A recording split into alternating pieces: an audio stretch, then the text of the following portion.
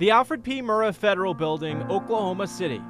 This videotape was shot some time before April 19th, but shows how the building looked for years before the blast, its glass facade shining on the Oklahoma City skyline. Across the street, the Oklahoma Water Resources Building, where Cynthia Claver was holding a meeting at 9 a.m., recording the audio and history.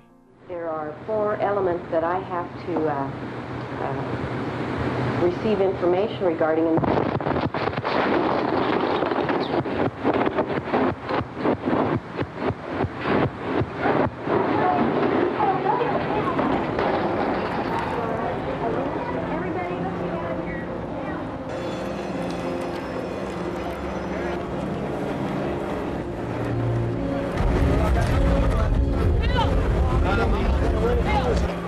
At 9:02 a.m., a Ryder truck full of explosives was detonated in front of the building.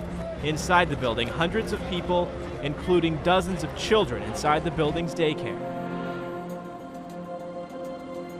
There was a boom, and the ceiling fell in, and the building shook, and the walls crashed in, and I covered my head up. And then it was a matter of yelling for people to see if they were okay. There just wasn't that much you could do. At this moment, hundreds of injured victims lined the streets, the more critical loaded into ambulances.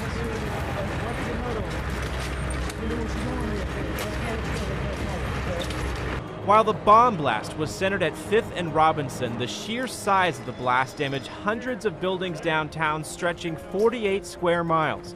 Shards of broken glass and debris injured dozens more in offices blocks away. Started with about 5 people at the front checking the clothes in, and all the windows just exploded, blood, and just 3 girls got cut a little bit, not much, so got them in the hospital now. And all my windows gone, and all around the building, the whole block is mine. All the buildings just demolished, the whole the windows and the ceilings fell in. To the street, away from the buildings, okay? In the street! Get away from the building! But as rescuers got deeper into the building, a new terrifying threat, a second bomb, may be inside. Let's go! Come on, man, let's go! Stay blocks away, let's go!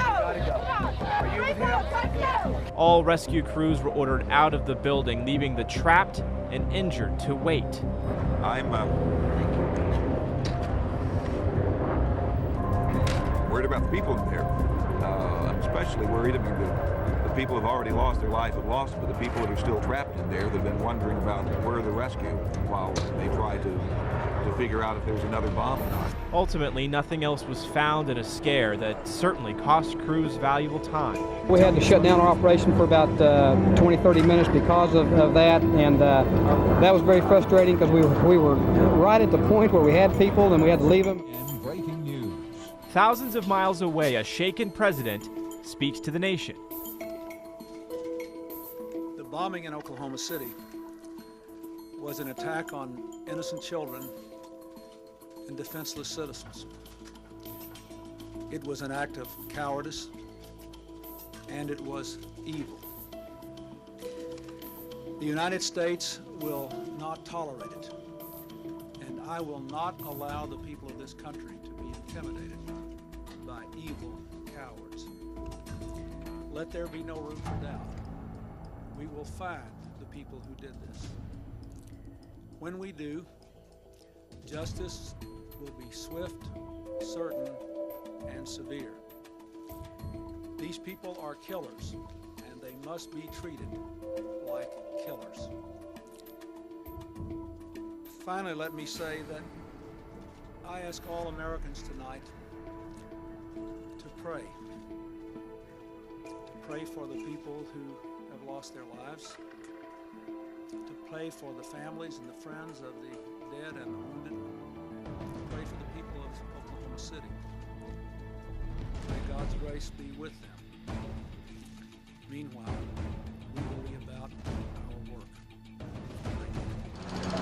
Rescue workers battling through debris all afternoon looking for survivors, but also battling Oklahoma's weather.